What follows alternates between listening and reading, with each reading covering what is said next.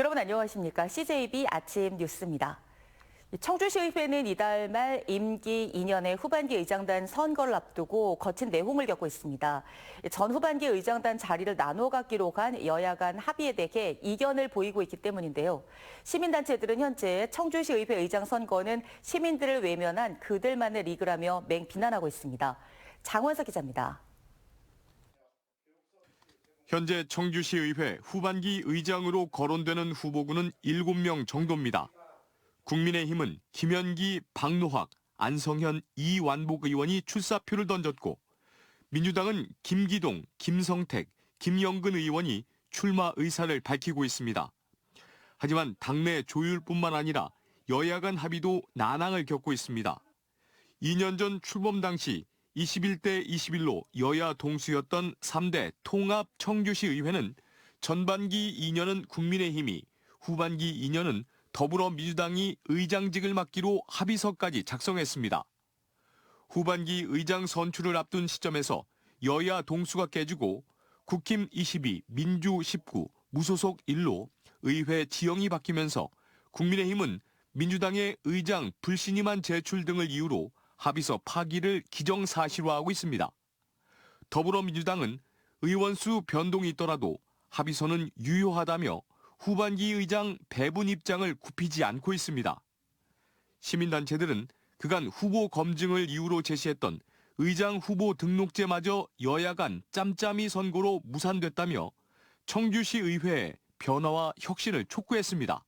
그들만의 리그라고 표현할 정도로 의회 안에서의 일로 취급이 되고 있어요. 후보를 등록하는 절차도 없고 철저히 내부에서의 논의와 결정만으로 의장을 선출하는 과정이 이루어지기 때문에 시민들은 이것들에 대해서 알래야 알 수도 없고. 청주시의회는 규칙상 전반기 의장단 임기 만료 5일 전인 오는 25일까지 의장과 부의장을 선출해야 하지만 여야 간 의원 간 내용으로 인해 난항을 예고하고 있습니다. CJB 장원석입니다. 청주시의회가 초등학교 입학지원금 신설을 추진합니다. 청주시의회는 민주당 정재우 의원이 대표 발의한 청주시 초등학생 입학지원금에 관한 조례안을 입법 예고했습니다. 조례안은 오는 20일부터 열리는 1차 정례회에서 다루어지고 의회 본회의를 통과하면 집행부와 협의를 거쳐 규모를 산정한 뒤 내년부터 지급됩니다. 충청북도가 산업 현장에 최고 숙련 기술인을 뽑는 충북 명장 후보자 접수를 받습니다. 기간은 다음 달 26일까지로 기계 설계와 금속 재료, 디자인 등 38개 분야 92개 직종에서 최종 5명 이내로 선정합니다. 충북의 주민등록을 두고 15년 이상 도내 산업 현장에서 일한 기술인이면 누구나 추천을 받아 신청 가능하고 명장으로 선정되면 증서와 현판, 해마다 200만 원씩 5년간 장려금이 지급됩니다.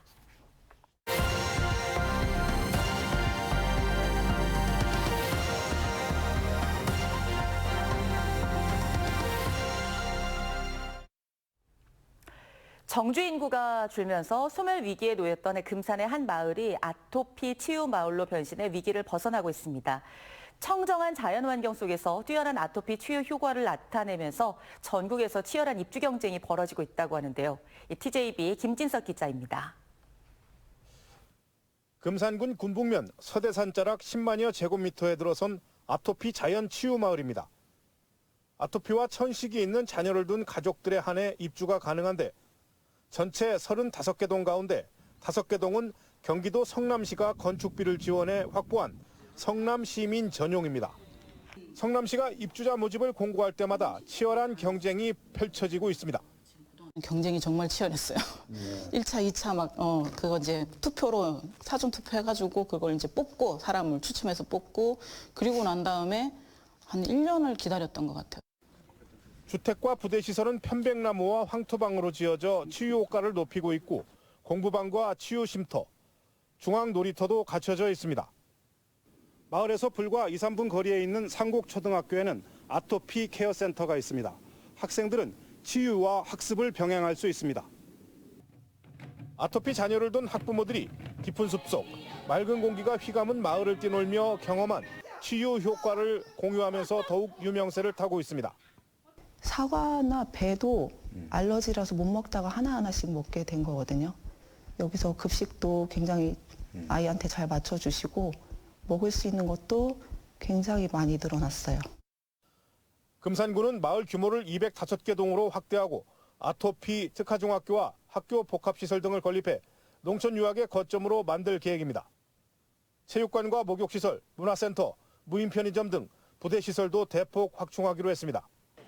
최근 행안부 등 정부 8개 부처가 공동 시행한 지역 활력타운 공모에 선정돼 143억 원의 사업비도 확보했습니다. 행안부에서 지원해주는 지역 소멸 대응기금을 활용한다든지 또 충청남도에서 지원하고 있는 균형 발전 사업비를 투입받아든지 이렇게 해서 2030년까지 본 사업을 마무리토록 하겠습니다. 이곳에서는 농촌 돌봄 치유 농장과 유기물 농작물 공동재배, 잉여 생산물 판매 등 마을 수익 사업도 계획하고 있어 지역 소멸 위기 극복과 더불어 경제적 파급 효과도 주목됩니다. TJB 김진석입니다. 김영환 지사가 정문술 전 카이스트 이사장의 빈소를 찾아 고인의 죽음을 애도하고 유가족을 위로했습니다. 김 지사는 과학기술 훈장 창조장 수상만 봐도 알 수 있듯 정 전 이사장은 우리나라 과학기술 발전에 지대한 공을 세운 분이라며 헌신을 기리고 유업을 계승하는 것이 중요한 의무라고 말했습니다. 지난 2000년 정 전 이사장은 부를 되물림하지 않겠다며 재산 515억 원을 카이스트 등에 기부하기도 했습니다. 청주시가 이달 말까지 교통 과태료 체납 차량 번호판 집중 영치를 실시합니다. 시는 영치 전담반을 편성해 관내 과태료 체납액이 30만 원 이상 60일이 지난 체납 차량에 대해 매주 2회 이상 번호판을 영치할 예정입니다. 청주시는 지난달까지 체납액이 218억 원에 달한다며 전액 납부가 어려운 체납자는 분납계획서 제출이 가능하다고 밝혔습니다.